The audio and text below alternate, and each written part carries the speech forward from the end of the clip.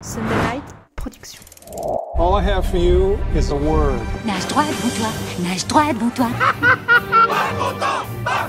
Pourquoi refuse-t-elle d'être peinte? Ça va être très difficile. I love you, Joe. Tiens, c'est marrant, on me le dit souvent. I'm deadly serious. Harry Potter is dead. Bienvenue dans la saison 3 de Clapement 5 pour tout connaître du cinéma, de son actualité avec des interviews, des débats et des jeux. Je m'appelle Aurélien Rapatel et j'ai le plaisir de vous retrouver pour un nouvel épisode enregistré depuis The House of Running à Paris. Et aujourd'hui nous allons vous révéler quels sont nos top 3 des meilleurs films sortis au cinéma en 2021. Et on va aussi dévoiler votre classement car oui, vous avez voté sur les réseaux sociaux avec le @clap5 pour élire quels étaient les meilleurs films. Vous allez voir que le combat a été serré mais très intéressant et surprenant. On y revient dans un instant et on évoquera aussi quels sont les pires films de cette année 2021. Ce serait quand même dommage de pas en parler. Et des révélations aussi, des films que vous ne connaîtrez pas qu'on va vous faire découvrir. Ça c'est dans un instant, mais avant ça je vais vous présenter les clapeurs qui m'accompagnent aujourd'hui. Notre première clapeuse est une journaliste dont le top des films de l'année est encore plus attendu que celui des cahiers du cinéma, c'est Julia Solence. Bonjour à tous et j'espère bien qu'il est attendu. Ah, et on l'attend de deux pieds fermes, mais on va pas être déçus, je pense. J'ai même entendu que le cahier du cinéma s'inspirait du top de Julia pour faire le sien. C'est possible, c'est possible. Quand on laisse traîner des oreilles, on apprend des ça trucs. reste confidentiel. Hein. Ah oui, son top a fuité, les cahiers du cinéma s'en sont emparés. Notre second clapeur est un responsable marketing qui a l'image des films Marvel au cinéma, et souvent là, c'est Michael Godefroy. Ok, je suis tout le temps là en fait. Tout le temps là. 3-4 fois par an. Exactement, Parfait. beaucoup trop. Et finalement, nous retrouvons un autre journaliste qui n'était pas venu depuis le premier épisode de cette saison 3 justement. Il nous avait manqué, mais surtout il est de retour avec son top et plein d'infos sur cette année 2021. C'est Gabriel Thibault. Eh ben, je suis très content de revenir, comme l'esprit de Noël. Bah oui, c'est ça. Est-ce que tout le monde passe un bon Noël? On est bien dans les codes, hein, je crois. Là déjà, si vous nous regardez sur YouTube, normalement là, on est pimpé. On est habillé pour l'hiver, on pourrait dire. J'espère que ouais. J'ai deux Pères Noël à ma gauche. Mais bon, aujourd'hui donc j'ai dit un sapin. Et un sapin du côté de Mickaël qui a une guirlande. Aujourd'hui, j'ai dit on va révéler les tops, et aussi je précise qu'on va terminer cet épisode en vous faisant remporter un coffret de films sur Thomas Pesquet avec un blind test, évidemment un blind test qui va vous mettre au défi comme à chaque fois. Mais d'abord, on va procéder ainsi pour dévoiler le top. On va passer de la 3e place en partant de votre top, vous auditeurs, pour arriver à la première, et à chaque fois on mettra aussi, on dira quel est notre classement. Mais à la 3e place, vous avez décidé, vous auditeurs, que les 3e, parce que là il y a une égalité, les 3e meilleurs films de 2021 seraient Julie en 12 chapitres et Spider-Man No Way Home. Alors, ah là là, c'est un surprise.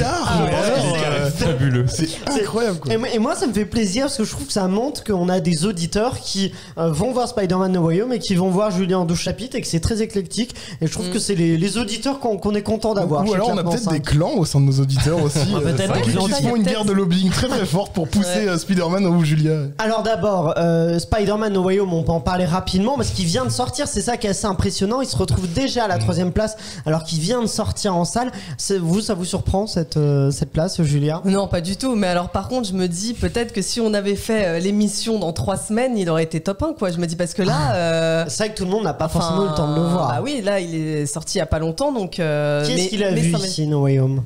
Bah, tout le monde l'a vu. Ah oui, vraiment unanimité. Moi aussi, j'ai vu. Ouais. Et vous avez bien aimé? Est-ce qu'il mérite d'être à cette 3e place? Franchement, moi j'ai hésité à le mettre dans mon top. Oh là! Mais je me disais. Il a frôlé le top. Voilà, mais je me suis sûr qu'il est dans les tops des cahiers du cinéma. C'est pour ça que je l'ai pas mis.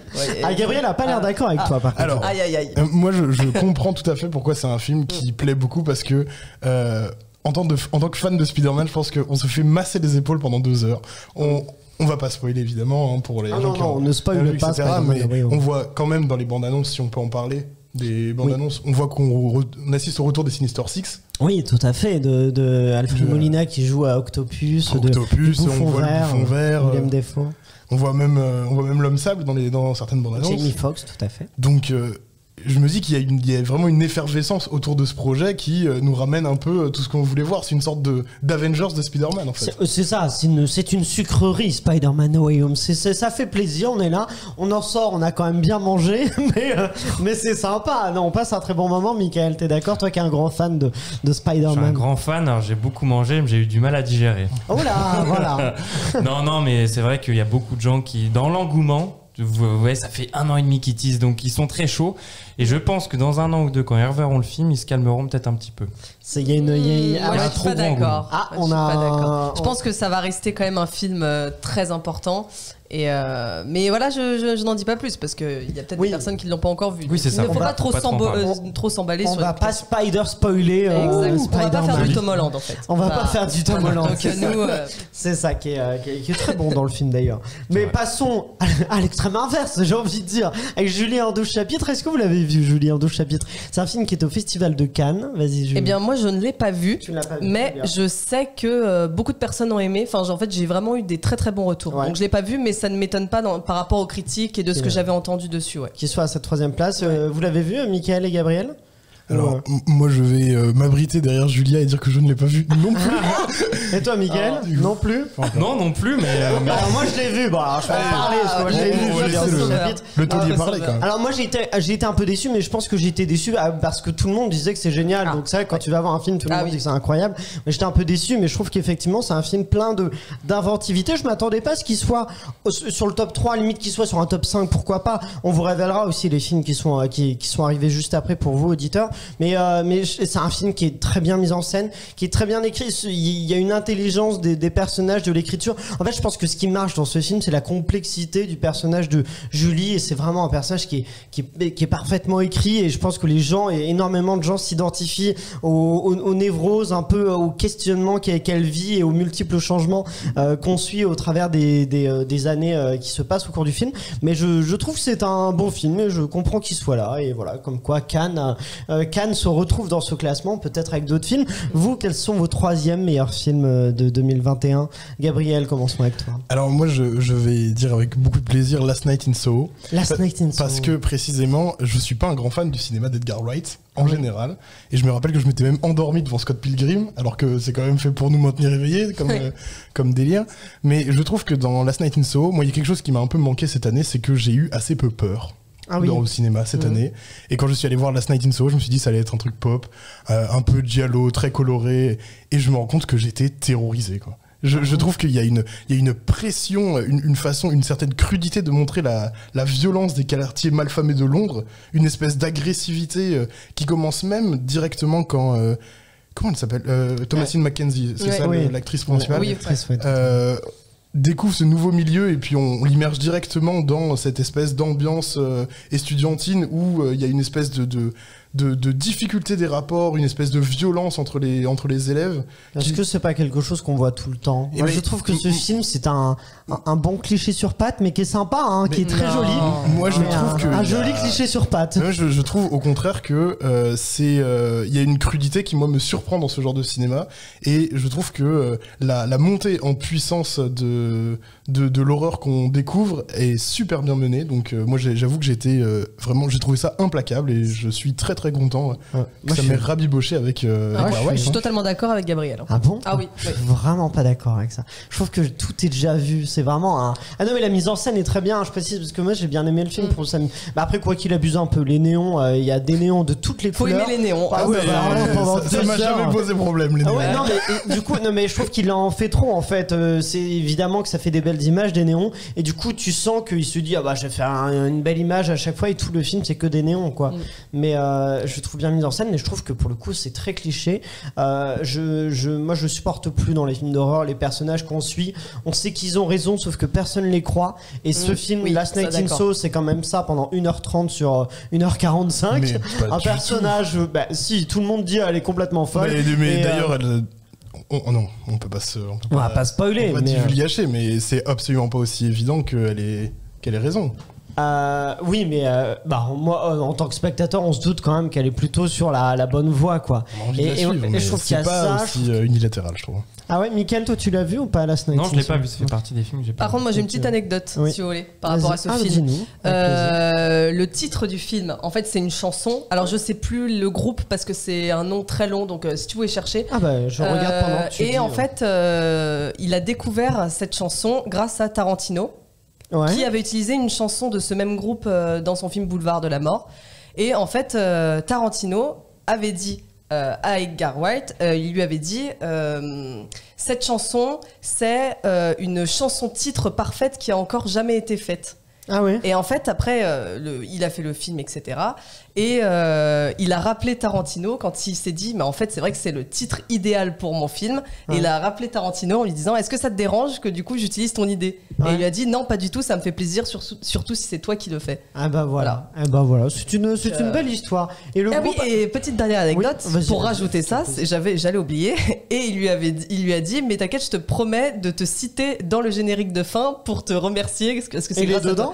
Et bah alors ça, j'ai pas remarqué parce que j'ai vu l'anecdote après. Mais d'accord, ok. Bah alors le groupe c'est Dave D, Dozy, Bicky, Mike and Tick. C'est pour ça que je te l'ai pas dit de tête. Oui, c'est pas évident. On dirait presque un groupe de métal avec toutes les lettres là. Mais, non mais c'est marrant, les auditeurs vont pouvoir. Là pour l'instant, j'ai pas la majorité. Vous êtes 2 contre moi, mais je trouve que moi j'ai vraiment j'ai été déçu. J'ai pas été pris par surtout l'histoire. Je trouve que l'histoire est pas incroyable et que la fin, on entre dans le temple des clichés.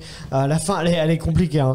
Mais je crois que même les gens qui aiment le film, alors je sais pas si c'est ton cas, mais il y a des gens qui aiment le film qui sont pas convaincus par la fin. Alors moi je trouve que effectivement elle bascule un peu dans le grand guignol, mais c'est quand même très très dur d'en parler. Oui c'est vrai. Mais je trouve que les gens peuvent se faire vraiment le parcours qui mène à cette fin là. Moi j'étais vraiment j'ai vraiment eu très très peur devant ce film, et ça faisait longtemps que ça m'était pas arrivé cette année, quoi. Très bien, les gens pourront décider. Julia, quel est ton top 3 de 2021? Mon top 3 c'est Illusion perdue. Illusion perdue, tout à fait. Pas très étonnant. Et moi il arrivait pas très loin, il arrivait en 4ème. Ça c'est joué de peu, mais il grattait à la porte. Oui, tout à fait, c'est génial, Illusion perdue. Ah oui, j'ai adoré. Alors j'avais lu le livre de Balzac, mais c'était à la fac, c'était il y a quelques années, et en fait je pense que j'ai eu bien fait par exemple de pas le relire avant, parce que je pense que quelqu'un qui a lu le livre juste avant, c'est un peu bizarre parce qu'on s'imagine l'histoire dans notre tête, les personnages et tout. Mais là, du coup, j'avais une certaine distance avec le livre. Et en fait, quelques libertés aussi. Et ce que j'ai trouvé passionnant, justement, et très très bien fait, c'est que on ressent la plume de Balzac. On ressent en fait la manière dont il a écrit le roman, mais on sent en même temps cette touche de modernité qui a été ajoutée. Et c'est ça que j'ai un Oli qui réalise. Et c'est ça, j'ai trouvé ça vraiment justement, c'est hyper juste en fait, très bien fait. Vincent Lacoste est génial dans son rôle. Il sera très fort, et Benjamin Voisin qui joue l'acteur principal, fera très fort au César, je pense, au César 2021. Ah franchement, ouais. On en reparlera sûrement. Mickaël, toi, c'était mon top 1, mais. Ah, t'as spoilé, d'accord. Bon, très bien, le mec. Je le dis, ça sert à rien. Après, j'en reparlerai plus, je pense. Mais non, moi aussi, j'ai adoré. Ça a été, en fait, je crois la différence qu'il y avait Eiffel qui est sorti, c'est 2 films d'époque qui sont sortis à deux périodes, 2 mois d'écart. 2 styles différents. 2 styles très différents, et justement, mais le but de ces 2 films, c'est de t'immerger dans cet univers. Dans un univers d'une époque dite. Et les 2 films sont à peu près de la même durée, mais Illusion perdue, il dure 2h30. J'ai été totalement emballé. Je me suis laissé complètement emballer sur 2h30. J'ai pas du tout vu le temps passer. Les gens se plaignaient que ce soit un peu long. J'ai pas du tout vu le temps passer. Tous les acteurs, parce qu'on ça on le dit pas, il y a Xavier Dolan notamment qui est impeccable. Je crois j'étais subjugué. Il y a Gérard Depardieu également qu'on n'a pas cité. Et je crois que on se laisse y aller. Alors c'est pas le grand scénario de l'histoire, mais ça parle des journalismes de l'époque, de la presse. Et tu te laisses embarquer sur 2h30, c'est bluffant et c'est très juste comme tu l'as dit de A à Z, et c'est très crédible comparé un petit peu à Eiffel. Et Mickaël, toi ton top 3 du coup? Et moi mon top 3 du coup c'est The Father. D'accord, très bien. Que j'avais déjà un petit peu abordé ici, qui pour moi techniquement, scénaristiquement parlant, est une claque. En fait, moi le top je le construis sur des claques. Quand j'en ressors complètement subjugué, et je crois que sur le thème, top avec les joues rouges. Avec les joues rouges. Oui, parce que si tu les fais par les claques. Des claques. Ok, nickel. Je sais pas si je peux l'assumer. Du mal à la Je sais pas si je peux l'assumer. Non, mais comme on l'avait déjà dit, c'est donc sur l'Alzheimer, et c'est, je crois, un des meilleurs films fait pour cette maladie-là, et surtout de comprendre ce que vivent ces gens-là. et c'est incroyable de vraiment se mettre à sa place de ces gens qui ont cette maladie. Et ce qui est très bien fait, c'est qu'en plus la maladie n'est pas du tout évoquée dans le film. Enfin, en fait, c'est subtil en fait. Oui, on le très bien fait. On nomme pas la maladie. Oui, mais justement, je trouve que c'est ça aussi qui est subtil, c'est que il y a pas vraiment de nom posé dessus. Et en fait, le spectateur vit la démence avec le personnage. Et mais en fait, c'est bouleversant. Non, c'est vrai que c'est un Moi, très ça bon m'a film. bouleversé, personnellement. Et me concernant, troisième meilleur film de 2021, j'ai mis Annette de Léos Carax, qui je trouve. Gabriel n'aime pas. Je te laisse en faire l'éloge et puis ensuite je saboterai cette petite La bagarre. Comparé à Last Night in Soho, j'ai de l'assurance. Est-ce qu'on peut les Annette. comparer déjà? Non, on ne compare pas Léos Carax, qui moi je trouve que c'est un film brillant avec qui a fait l'ouverture de Cannes. C'est vrai qu'on en a déjà parlé aussi, donc je vais pas m'attarder pendant 3 heures. Je trouve que la mise en scène est magnifique, les chansons sont très belles, les acteurs sont excellents, Adam Driver toujours très bon, Marion Cotillard. Donc voilà, je recommande. Je trouve que c'était une expérience. Moi, je pense que je fonctionne aussi dans ce top par expérience de cinéma, et Annette, c'était une expérience de cinéma tout à fait sublime. Donc voilà, 3e place. Mais avant de passer à la 2e, dites-moi peut-être quels sont les pires films de 2021. Les pires, qu'est-ce qui... Alors, je vais pas dire Last Night in Soho, rassure-toi Gabriel. Non, mais on peut aussi dire Last Night. Julia, qu'as-tu? Bien, moi je pense que je ne serais pas la seule à dire ce film. Oui. Venom 2. Ah bah je te rejoins, c'est le pire. C'était sûr. On peut pas faire pire que ça. Mais je voulais le dire en premier du coup. Je me disais que... Ah bah là c'est l'apothéose du mauvais film. Je ne saurais même pas quoi dire, parce que dire en fait, que dire. Mais rien en fait, il y a pas de scénario, voilà. C'est pas qu'il y en a pas, c'est qu'en plus c'est vraiment mauvais, c'est une non mais il y a un déchet ambulant quoi. Mais tu sais pas ce que Tom Hardy il a quand même travaillé avec Nolan tout ça, et là il travaille avec Andy Serkis qui réalise comme un pied. Bah non mais c'est Andy. Mais je crois qu'il était pas mauvais dans le livre de la jungle. Mais tout est moche dans ce film. De quoi? Il avait pas fait un film Livre de la jungle, Andy Serkis, qui était plutôt intéressant. Ah bah non, la mise en scène était déjà moche, mais mais là c'est pire. Là il a passé une frontière. Le scénario, moi j'en avais entendu des bonnes critiques. Le scénario c'est une catastrophe. Le scénario de Venom, c'est non, ça, il y a rien qui va quoi. Je pourrais même pas tirer un point positif du film. Non, vraiment, ça faisait longtemps que j'ai pas vu un film aussi mauvais. Et Gabriel? Alors moi, je ne me suis pas imposé Venom 2. Je me suis dit que franchement, ça sentait le rat crevé.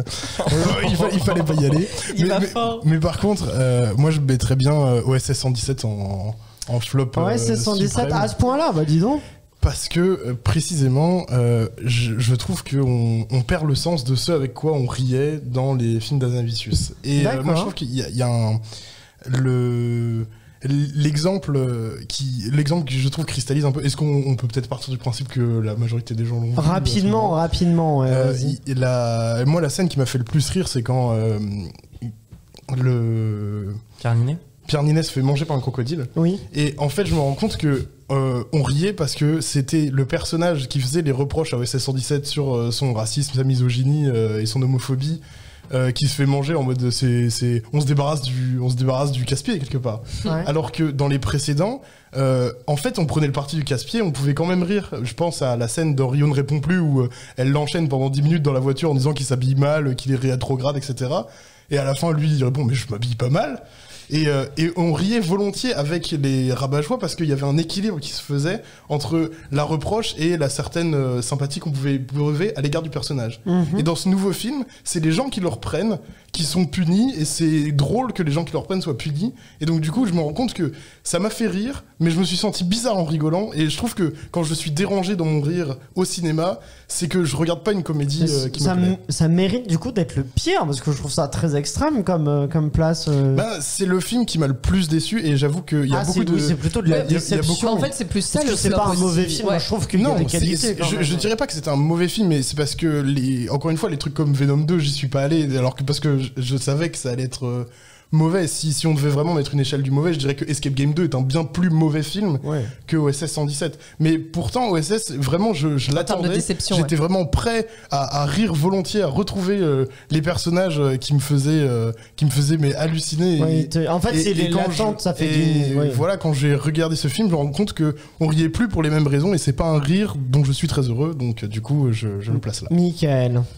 Par rapport au SS? Non, on va pas passer 3 ans sur SS non plus. Moi, alors du coup, ça serait le dernier James Bond, pour plusieurs raisons. Bah dis donc, vous prenez des films qui quand même, je trouve que les deux ont des défauts, mais nous on est plus gentils, on va dire. En fait, j'ai l'impression que vos deux films, c'est lié à plus une déception qu'au film en tant que tel. Mais moi, désolé, je te coupe. Alors, on va pas passer 3 ans sur OSS. Non, c'est pas pour répondre sur OSS, c'est vraiment que je mets absolument pas en doute le fait que Venom 2 soit entre guillemets objectivement un film bien plus mauvais que les deux autres. Ah oui, d'accord. Mais c'est vrai que c'est peut-être pas sur la même sur la même échelle qu'on la même grille de lecture. Ouais, oui, c'est ça. Moi, j'ai pas vu énormément de mauvais films cette année, et James Bond n'est pas un très mauvais film, mais un film décevant.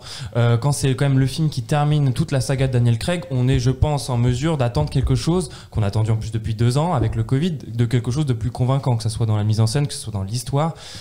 Globalement, alors la fin il y a des moments un peu ambitieux, voilà, il y a des choses qu'on n'a jamais vues dans le James Bond sans spoiler, mais voilà, je pense que c'est une déception. Ça dure 2h30. Alors je vais vous dire, je me suis endormi, et quand même faut le vouloir au Grand Rex. Oh la vache. Je me suis endormi. Des personnages secondaires, je pense à tous les scénarios, Anna de Armas, enfin on s'en fout. En fait, globalement, on s'en fout du film, et je trouve ça triste, quoi. Comparé à Skyfall et comparé à Casino Royale, il est mais tellement loin d'une qualité. Et qu'est-ce que tu penses de Rami Malek dans le film? Et ben on s'en fout aussi. Et ben moi j'ai bien aimé, moi, mais alors ça, non, franchement, il joue pas bien. Je trouve qu'en fait, mauvais méchant, quoi. Non, mais il sert à rien. À part la scène d'ouverture qui est sympa. Oui. La scène, oui, elle est très bien. Mais bon, justement, c'est ce que j'ai préféré du film. Avançons, parce que on est sur les pires et revenons sur les meilleurs. En 2e place des meilleurs films de 2021, les auditeurs ont décidé qu'il y aurait une nouvelle égalité. Égalité entre Annette et Illusion perdue. Deux films, on est un peu raccord avec c'est des films qu'on a déjà cités, donc c'est marrant. Illusion perdue, on en a déjà parlé, mais effectivement, ça vous surprend en tout cas ou pas que le film se trouve Non. C'est un film qui est à la fois populaire et en même temps auteur, c'est peut-être ça qui crée ce. Non, puis je pense que ça fait plaisir de retrouver un grand film en costume avec une théâtralité qui fait vraiment plaisir à voir. Pour le coup, moi j'aime pas les films en costume. C'est pour ça que je pense que j'aime d'autant plus, c'est qu'il a réussi à me faire aimer un film en costume, alors que ça me plaît pas particulièrement, mais je le trouve très fort, effectivement, Illusion perdue, avec, donc on le disait, de très bons acteurs. Et Annette, on en a un peu parlé, mais est-ce que pareil, ça vous surprend ou pas qu'il soit en 2e place? Non, parce que déjà Adam Driver est aujourd'hui tellement hypé que je pense que les gens aussi se sont déplacés pour le cast. Que ce soit Marion Cotillard, que ce soit Adam Driver, je pense qu'il y a beaucoup de gens qui sont venus pour le cast. Et c'est une comédie musicale, donc il y a quand même tout un univers que les gens apprécient beaucoup. Alors quand tu mets Adam Driver une comédie musicale et que ça soit peu grand public, et au final que les gens soient surpris face à cette comédie musicale, ça donne un succès qui est à la fois populaire et critique, parce que ça a été les deux. Au box-office, ça... Alors ça n'a pas explosé, oui, c'est ça, mais c'est quand même, par rapport au film, par rapport à, quand même, comme tu as dit, c'est un film pas vraiment Carax aussi. Léo Carax, c'est un argument. Léo Carax, c'est quand même, il a fait Holly Motors, il a fait des films qui marquent un peu, qui à chaque fois sont des vrais. Et aussi, il y a son exposition au Festival de Cannes, qui, je pense, a donné envie aux gens de découvrir. Vous l'avez vu et aimé? Bon, pas toi, Gabriel. Alors, moi, je comprends qu'on puisse le mettre dans un top, en fait. C'est-à-dire que je trouve que tout ce que tu soulèves comme argument sur la beauté de la mise en scène, la richesse, l'interprétation des acteurs, etc., tout ça, c'est vrai. Je suis assez d'accord avec toi. Moi, je trouve, par contre, que il y a quand même un petit problème. On parlait, par exemple, tu me parlais de Last Night in Soho et d'à quel point l'histoire était vue et revue. Moi, je trouve que l'histoire ne s'en remet pas. L'histoire d'Annette. Toute l'émission, il va t'en rappeler. Non, je vais pas boucler, mais je trouve que l'histoire d'Annette est pas non plus d'une richesse et d'une inventivité. Enfin, je trouve que c'est un espèce de rise and fall extrêmement classique. La mise en scène qui est originale que l'histoire. Et je trouve que malgré tout, les interprètes sont pas de très très bons chanteurs quand même. C'est-à-dire que moi, je trouve que Adam Driver, c'est pas un très bon chanteur. Après, pour le coup, Marion Cotillard, je chante ça très bien. C'est pas dans les scènes d'opéra. Dans les scènes d'opéra, elle chante pas, mais dans les scènes de... Oui, c'est quand même elle qui chante, et je trouve qu'elle s'en tire très bien, mais Adam Driver, j'ai un peu de mal. Adam Driver, ok. Toi, Julia, tu l'as vu? Oui, alors j'ai bien aimé, mais c'est pas mon style. Donc après, là, je vais dire que c'est un petit peu subjectif, quoi. C'est pas trop... nos avis, de toute façon, déjà, je suis pas très fan de base des comédies musicales. Là, il y a beaucoup de gens qui vont dire... Moi, j'aime ça, donc... non, moi, il m'a emporté, Léo Carax. Mais vous, quels sont vos top 2, Michael? Et moi, ce sera Le Dernier Duel, qui est, je crois, la plus grosse surprise cette année. Faut savoir que j'avais détesté la bande-annonce. C'est le genre de film où tu vas vraiment à reculons. Une bande-annonce qui était techniquement intéressante, mais le film avait l'air froid, affreux. Et j'arrive et je me prends, je crois que c'était la plus grosse claque. Donc c'est un film avec plusieurs chapitres où on suit le point de vue subjectif de 3 personnages sur un même fait central. Je peux pas trop spoiler. Et avec un énorme climax de fin. Parfaitement construit, parfaitement interprété dans une époque, le Moyen-Âge, où franchement pareil, un peu comme Aurélien, je crois, je n'apprécie pas trop. J'ai été surpris constamment, c'était bluffant et c'était Ridley Scott à son plus gros level pour moi. Ridley Scott qui a sorti 2 films quasiment avec peu d'écart. Il y a donc Le Dernier Duel et House of Gucci un peu. House of Gucci qui marche plutôt au box-office, ce qui n'a pas du tout été le cas du Dernier Duel. Très gros flop. Et Ridley Scott, il a mal digéré ça, le flop que ça a fait. Il a dit que c'était parce que les gens étaient sur leur portable sur Netflix et qu'ils étaient plus habitués à voir. Et d'ailleurs, ce film à la base, ça devait être Martin Scorsese qui le. Ah bon? Il était sur le projet au début. Et puis après, il y a eu plusieurs changements et en fait après c'est Ridley Scott qui l'a repris. D'accord, ok. Et vous l'avez vu ou pas tous les deux? Oui. Toi aussi, t'as beaucoup aimé, toi Gabriel? Non, celui-là je l'ai pas vu. Moi, je vais plutôt voir House of Gucci, je pense. House of Gucci. Voir Lady Gaga en roue libre. Voir Lady Gaga, je trouve que c'est un plaisir de tous les instants. Gabriel, je suis d'accord avec pas dans House of Gucci. On n'a pas assez de Lady Gaga. Elle contribue au réenchantement du monde. Au réenchantement. Mais je suis d'accord. Pour moi, dans House of Gucci, elle cabotine. Non. En fait, elle veut absolument son Oscar, Lady Gaga, et du coup, elle fait tout pour l'avoir et elle est en roue libre. Elle fait avec un accent italien affreux. Elle en fait des tonnes. Elle a dit en interview parce qu'il y a aussi un peu du coup, faut donner l'impression qu'elle est éligible aux Oscars en meilleure actrice. Du coup, elle dit qu'elle a écrit une biographie de 80 pages sur son personnage. C'est vraiment, je trouve qu'elle en fait trop. Elle est fake. Et pourtant, j'aime bien. Dans Star X Born, je la trouvais juste. Mais alors là, je trouve que elle bave devant un Oscar que j'espère elle n'aura pas, parce qu'elle mérite quasiment le Razzie Awards de la pire actrice. Dis donc. Pour House of Gucci, qui sommes violents. À mon avis, pour House of Gucci, pour moi, c'est la pire performance que j'ai vue. De voir ça, Aurélien. J'ai envie de partir là de l'émission. Je vous le dis, après les propos d'Aurélien. Quels sont vos top 2, Julia, vas-y. Bien, moi, Mickaël l'a déjà évoqué, The Father. Dis donc, vous êtes raccord avec Florian Zeller, dis donc. Franchement, j'ai tellement pleuré à la fin du film et tout. En fait, j'ai tellement pleuré et je me souviens que quand les lumières se sont rallumées, j'entendais plein de gens renifler autour de moi. Et en fait, vraiment, j'entendais tout le monde. Et c'était pas le Covid. Gabriel. Eh bien, moi, je pense que le deuxième film que j'ai le plus apprécié, mais vraiment, il toque à la porte du premier. Je suis presque triste pour lui. C'est Slalom de Charlène Favier. Ah d'accord. C'est original. Et parce que on salue Axel Orion qui joue dedans, que nous avons reçu dans le podcast. Salut Axel. Et je trouve, moi, je suis absolument très très bouleversé par les flammes dans les yeux de Noé Habitat qui s'éteignent sous la pression et la violence et l'écrasement de ce que lui fait subir son entraîneur. Je trouve que c'est un des films entre guillemets MeToo, si on peut le dire comme ça, qui explore avec à la fois une délicatesse, parce que c'est aussi l'histoire elle-même de la réalisatrice, mais aussi une crudité de ce que c'est que la position d'emprise d'une jeune fille dans un milieu sportif où elle est complètement clos.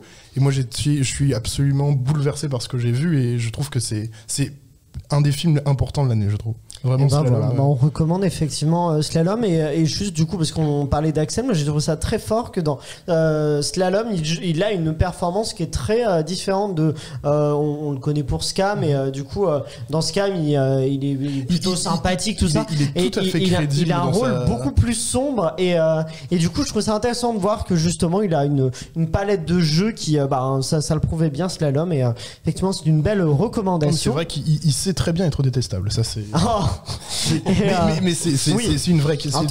C'est une vraie qualité. Moi, je trouve qu'il y a une capacité chez lui à à être capable dans ce film Slalom de mettre en difficulté l'actrice sans en faire trop, sans tomber dans une espèce de caricature de harceleur qu'on aurait déjà vu 1000 fois, mais juste la violence qui naît de l'incompréhension de ce que traverse sa partenaire. Tout à fait. Moi, en deuxième place, je mettrais Dune de Denis Villeneuve parce que non, mais je parlais d'expérience de cinéma, donc je vais rester là-dessus. Je trouve que les trois d'ailleurs, vraiment, je m'aperçois que mon top 3 c'est toujours des expériences de cinéma, et Dune, je trouve que c'est un film monstrueux dans vraiment le sens le plus fort du terme, parce que il fait quelque chose d'hyper réaliste, hyper bien mis en scène. Après, évidemment, il est pas en top 1 parce que je trouve qu'il y a ce souci d'émotion que beaucoup ont reproché au film et que je comprends, mais je trouve que c'est un film qui nous fait voir l'importance d'aller au cinéma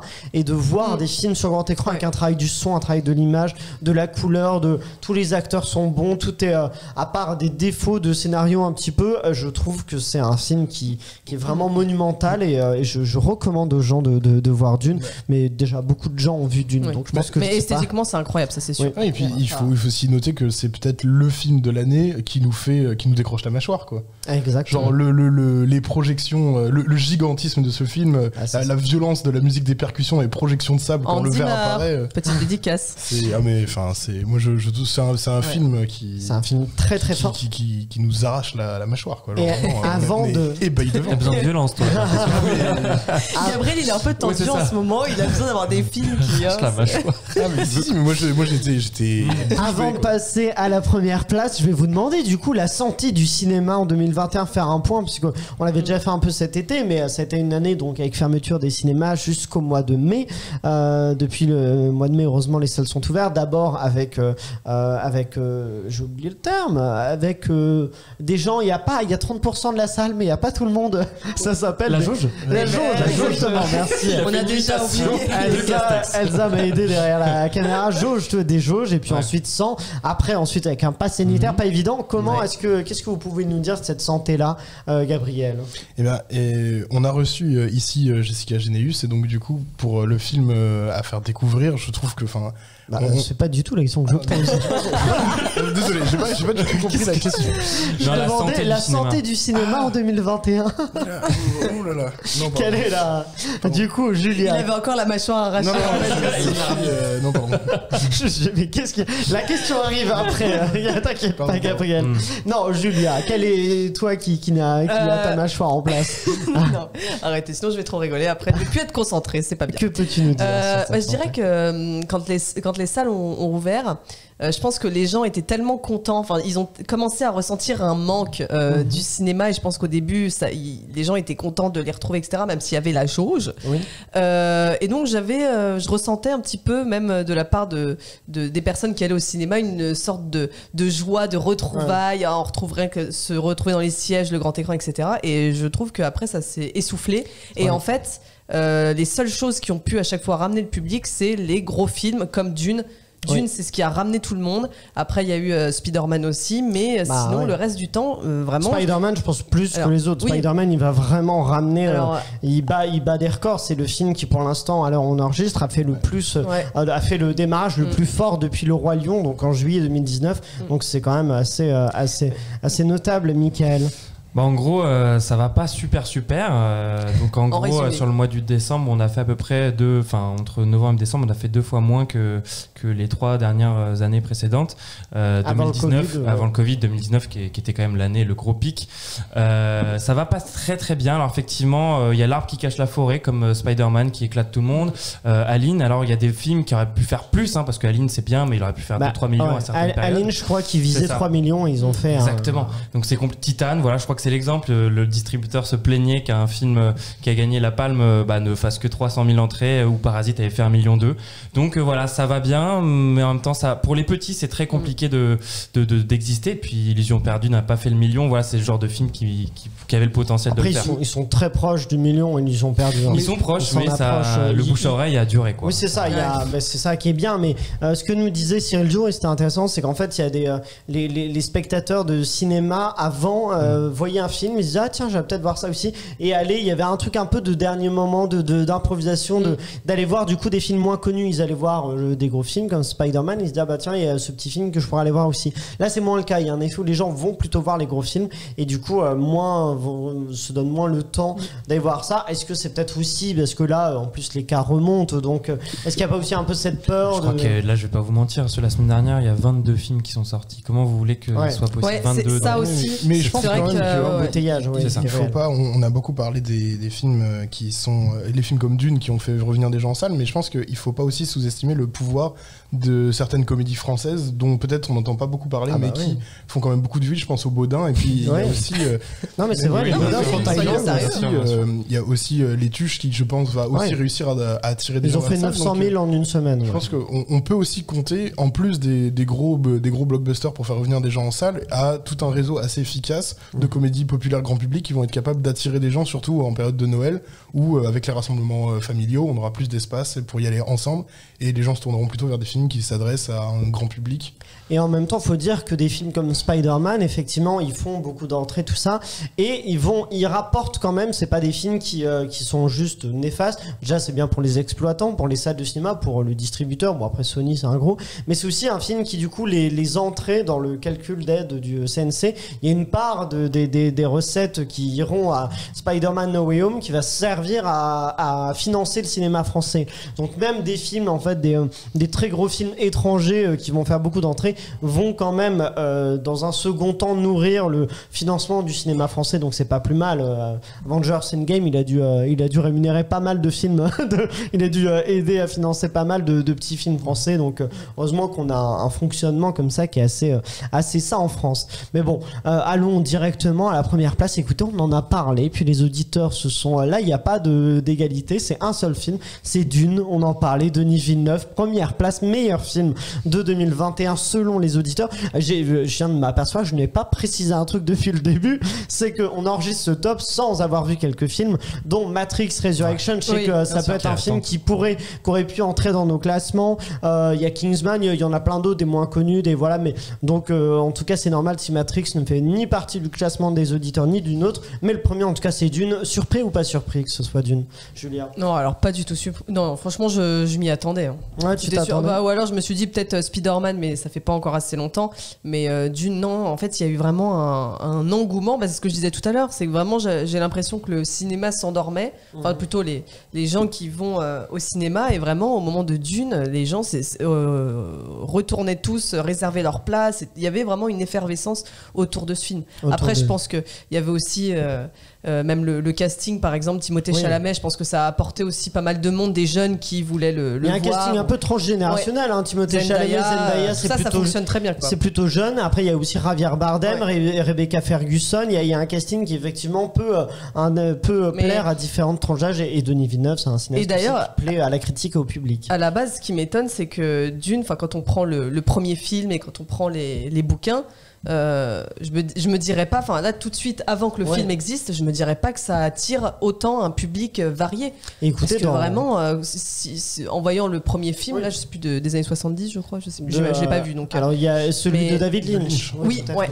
et oui mais exactement, et on verra dans 2 ans, en 2023, quand sortira la partie 2, si le 2 fait aussi partie du top. Mais écoutez, je vous demandais, vous, quels sont vos films préférés? Est-ce que Dune, on en a déjà un peu parlé. Gabriel, pour toi, quel est le meilleur film de cette année 2021? Alors, pour moi, ce serait le film Si le vent tombe de Nora Martyrossian. Je ne connais pas. Qui est du coup un film sur qui se passe en Arménie, dans le Haut-Karabakh, qui est en guerre contre l'Azerbaïdjan.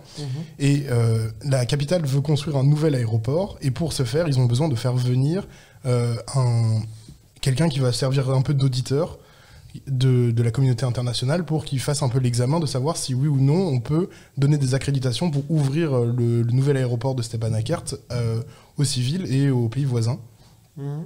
Et donc du coup pendant tout le film, l'auditeur Alain va faire tous ces tests, il va découvrir le pays, on va le suivre, on va marcher avec lui dans les vallées, les plaines d'Arménie, et je trouve que c'est tout à fait bouleversant.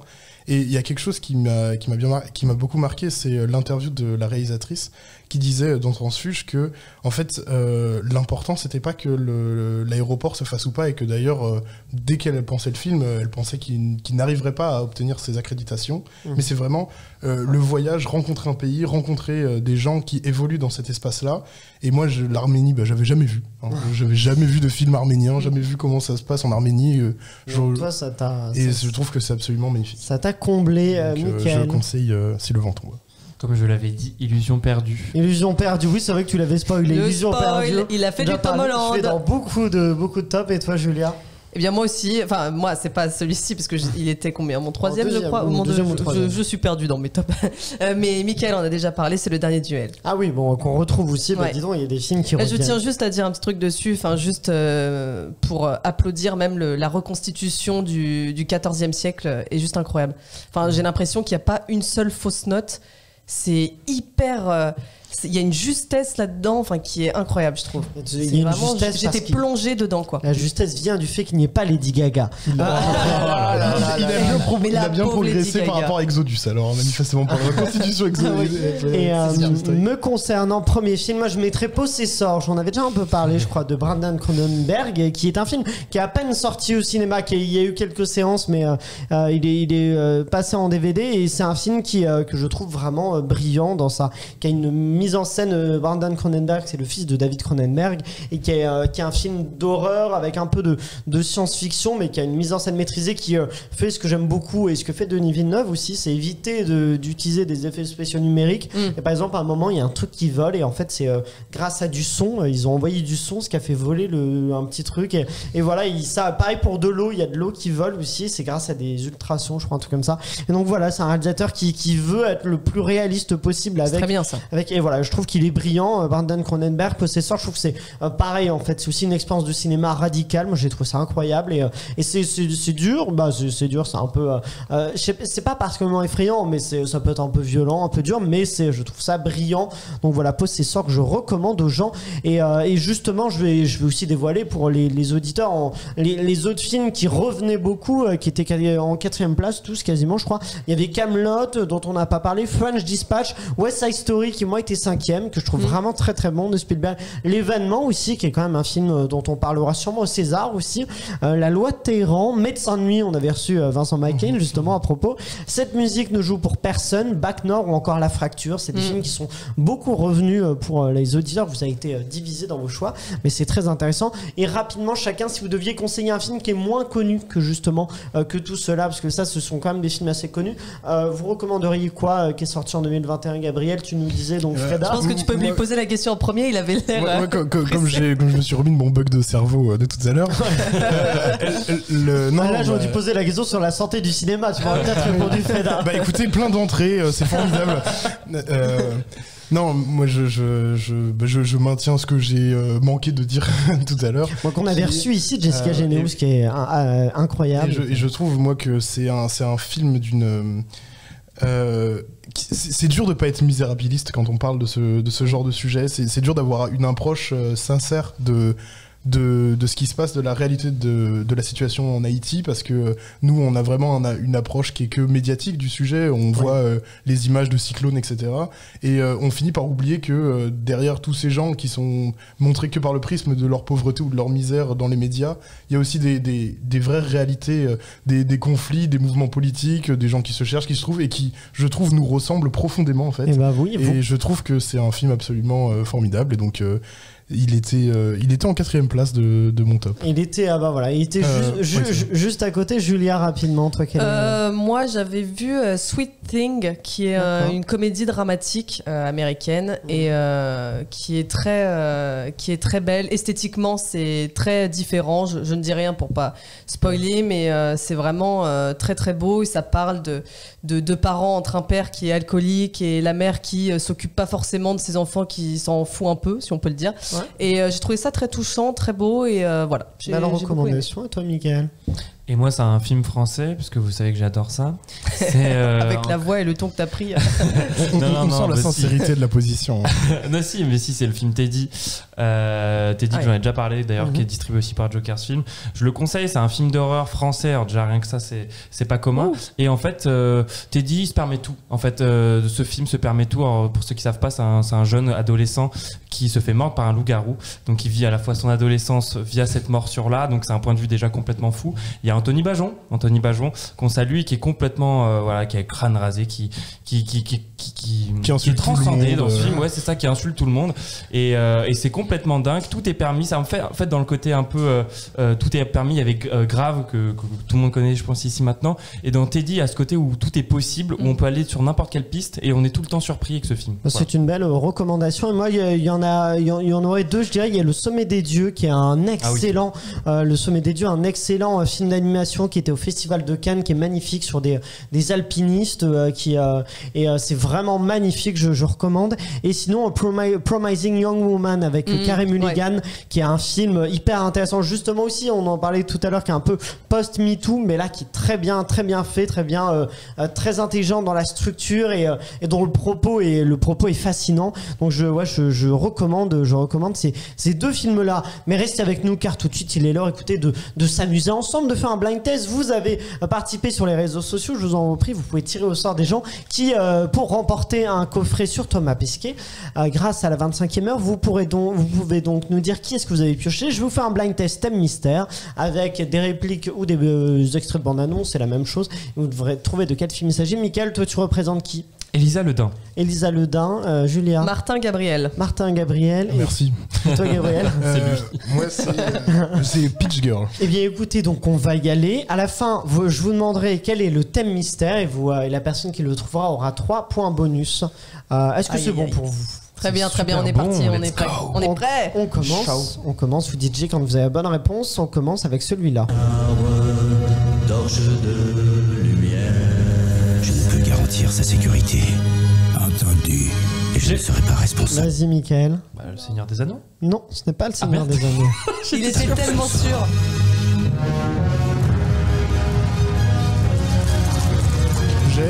Vas-y. Kung Fu Panda? Non plus, pas Kung Fu Panda. Il est sur le bout.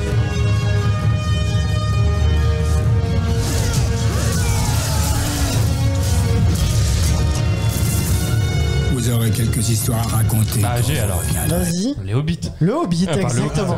Ce n'est pas les mêmes films. Oui, non, mais... Déjà qu'en plus, à chaque fois, il y a 3 films différents. Je te l'accorde juste sur le Hobbit, mais en plus, si tu me prends pas la bonne saga, ça ne marche pas. Un premier point pour Michael là-dessus.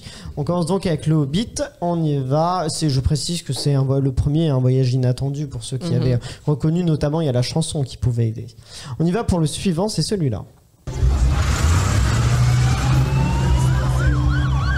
Monsieur le Président, Mesdames, Messieurs les ministres, aujourd'hui je n'ai fait qu'entendre à quel point mon service était devenu obsolète. Pourquoi faut-il des agents? La section 00... Vas-y. C'est James Bond. Et c'est lequel? Skyfall. Oh non, il a été comment il fait? Alors on n'a même pas pu proposer le nôtre. Un point pour Gabriel, un point pour Michael. On enchaîne avec celui-là. J'aurais dû dire L'homme au pistolet d'or. Vous avez intérêt à fermer les écoutilles, vous et vos amis. Parce que quand ça éclate... Vas-y. C'est Pirates des Caraïbes. Non, ce n'est pas Pirates des Caraïbes. Les J'aurais écoutilles, trouvé. c'est bon ça, c'est les écoutilles. Non, je suis sûr que t'as pensé aux sirènes. Non, mais j'ai pensé aux écoutilles, je pensais que c'était la sorcière de la mer qui allait dire ça à l'équipage avant qu'ils partent quelque part. Alors là, non, mais Père des Caraïbes, Comment vous avez cru pouvoir vivre la grande vie et laisser vivoter le reste dans nos vies? Vas-y. C'est Batman, et c'est le truc où il y a Catwoman, et c'est donc du coup c'est le troisième. Exactement. C'est Dark Knight Rises, on te l'accorde. The Dark Knight Rises. Oh la vache. Tout à fait 2 points pour Gabriel. Je me rappelle du dialogue comme vous avez fait pour nous vivre aussi richement sans nous laisser quoi que ce soit. Exactement, mais bien joué. On continue avec celui-là maintenant. C'est ta première année prime. Ton nom ne sera marqué qu'une fois. Impossible que ça tombe sur toi. Hunger Games. Oh là, mais C'est cette le premier. rapidité. C'est quoi ça Parce qu'il y avait Hunger plus. Games. Ça, pour une fois que j'aurais pu avoir un point là. Gabriel toujours à son C'est habitude ne prend des notes. Ah bah Julia aussi prenne des notes pour pas tenter oublier, de trouver le thème mystère. On continue sur celui-là. Allez, sois chouette, Vincent, un indice. Ah, bah si, donne-nous un indice. Ok, J'ai dit je sais, je savais même plus quoi dire. Mais du coup, la réponse. prénom. Parce qu'elle allait disserter pendant 3 ans sur oui. C'est ça, c'est la bonne réponse, le prénom. Un premier point pour Julia. Ça te fait pas de mal, hein, parce que t'avais 0 pour l'instant. Bah merci de me le rappeler, je suis au courant. En 3-1-1, c'est Gabriel en tête pour l'instant, mais c'est pas fini, on continue avec celui-là. Bonjour, je suis Meredith Vickers et mon travail est de m'assurer que vous faites le vôtre. Et maintenant, en piste. Ces images proviennent de fouilles archéologiques à travers le monde. Vas-y. Je dirais que c'est Prometheus. Prometheus, il est très fort, Gabriel. Hein. Très grande forme, 4 pour Gabriel. Bien joué. On continue avec celui-là. Vous seriez venu en ami, tel un baume. Et j'aurais pu coopérer. Dites-moi ce que vous avez fait à l'agent Barton. Disons que je lui ai ouvert. Gabriel, d'abord. Alors, donc, du coup, c'est Avengers. Avengers, exactement. Ouais, je pense que c'est le premier parce que c'est celui avec Loki, je pense. Exactement, c'est le premier. Bah, dis donc, Gabriel. Gabriel, on l'arrête plus là. Il est très très fort, mais ça va peut-être changer avec le thème mystère. Il en reste 3. On continue avec celui-là. Moi, j'étais très... J'aimais bien qu'on me regarde. Vas-y, Mickaël. ADN ADN, non, c'est pas ça. J'aimais bien sentir que je séduisais. J'aimais bien sentir que je les excitais. J'ai. Vas-y, Est-ce Gabriel. que ce serait pas Jeune et Jolie par hasard? Non, c'est pas Jeune et Jolie. Plus connu. Mais après, ça m'ennuyait en fait. Vas-y. Pas de rouille et d'os? De rouille et d'os, tout à fait. De Jacques Audiard. Exactement. 2e point pour Mickaël. Ouais. On y va maintenant sur celui-là. Nous avons été obligés d'abandonner les poursuites. Vous avez oublié de lui lire ses droits Miranda. Si, je lui ai lu ses droits. Enfin, je lui ai lu une variante de ses droits. Vous les connaissez, les droits Miranda, au moins? Ah, bien sûr.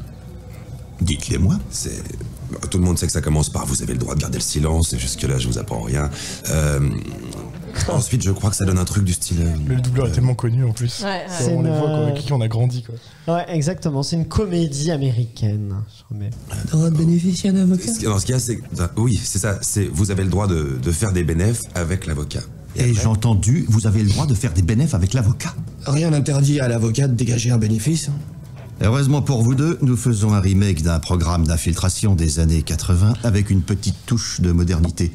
L'un de ces programmes... Quand tu vas nous le dire, je vais dire, mais évidemment. Ou non, sans doute Mais ouais, une série adaptée en film. Il y a eu 2 films avec un duo d'acteurs. Ah, pas Bad Boys, un truc comme ça. Non, pas Bad Boys. Je mets la fin, mais... Le programme nécessite de jeunes officiers souffrant d'un déficit de maturité. Vous ferez parfaitement l'affaire. Vous êtes mutés, bande d'abrutis. C'est super, et on doit se présenter où? À la brigade. Vas-y. L'arme fatale? Non, c'est pas l'arme fatale. Personne ne l'a. Non, je bloque. Bon, personne ne l'a. C'est avec, je peux dire, c'est comme avec Jonah Hill et... Shani. 21 Jump Street. 21 Jump Street, 21 Jump Street, exactement, Julia. Ça me fait un point? Oui, ça te fait un point. Tu l'as eu quand même. 2 pour Julia, 2 pour Mickaël. 5. Merci de m'offrir un point, vous êtes gentil. Hein. On y va pour le dernier. Déjà. Le dernier. Je rêve de me réparer. Je veux créer un monde sans faiblesse. Quelqu'un veut se hasarder à proposer une idée? Oui. Les cellules souches? Prometteur, mais la solution à laquelle je pense est plus radicale. Personne? Le transfert génétique interespèce? Vas-y, Mickaël. Spider-Man. Le premier. Lequel? The Amazing Spider-Man. Amazing Spider-Man, le premier, exactement. Andrew, je t'en Oui, voilà, c'est ça. Écoutez, on est sérieux. Est-ce que vous avez le thème mystère ou parce qu'il pourrait bouleverser ce classement? Moi, je tente déjà. Vas-y, tente-le. Les films qui ont été premiers du box-office français? Non. Pendant une... Non, ça, non. Pourquoi? Prometheus, premier du box-office. C'est vrai que j'avais oublié celui-là. C'est vrai que j'avais oublié celui-là. Est-ce que vous avez d'autres idées de thèmes? Vous voyez pas,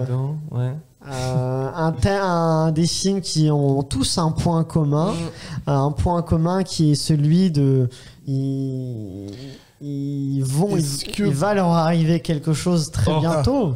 Bah, il va leur arriver. D'ici, oui, vas-y. Bah, ils sont tous une suite. Non. Il faut arriver un truc bientôt. Non. Le prénom, il n'y a pas encore de prénom 2. Non, c'est un film qui dans quelques semaines va. Une question. J'ai une idée. Vas-y. Okay. C'est tout. Bah attends, il y avait Gabriel d'abord. J'avais une idée. Est-ce que c'est pas des films qui se déroulent pendant les fêtes de fin d'année? Non, c'est pas ça. C'est tous des films qui ont été faits sur les années 2000, entre 2010 et 2020. Enfin, non, 2000 et 2020. plus précis que ça. T'es dans la bonne direction. Mais non, mais t'es pas sympa dans les 5 dernières. Non, ça c'est.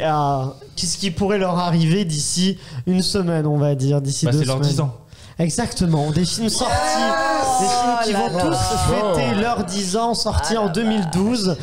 Donc Le Prénom, Prometheus, Hunger Games, The Dark Knight Rises, Skyfall, Le Hobbit, 21 Jump Street, Doritos, Avengers, des films qui fêtent donc leurs 10 ans en 2022. Skyfall, ça fait 10 ans. Et Mickaël, tu remportes 3 points et tu remportes 2012, hein. le blind test grâce à ces 3 points parce que Gabriel en avait que 5 et toi tu en Gabriel là c'est désolé Pitch Girl, hein, à qui fais-tu remporter ce coffret?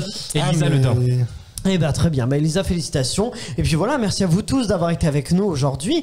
Vous qui nous écoutez, qui nous regardez, vous pouvez nous suivre sur YouTube avec notre chaîne YouTube Clapement 5 et vous abonner. Vous pouvez aussi partager le podcast autour de vous afin de nous faire connaître, de nous donner de la force. On se retrouve très vite avec un nouvel épisode. Je remercie aussi d'ailleurs, je l'ai pas dit, mais je remercie aussi nos producteurs, Pierre-Emmanuel et Guillaume de Sunday Night Productions, Lauriane qui réalise cet épisode. Et puis voilà, je vous souhaite de belles fêtes de fin d'année. On se retrouve très bientôt avec un épisode FAQ, puis ensuite à la rentrée avec 2 très grosses interviews. Je vous dis pas de qui il s'agit, mais c'est très très gros.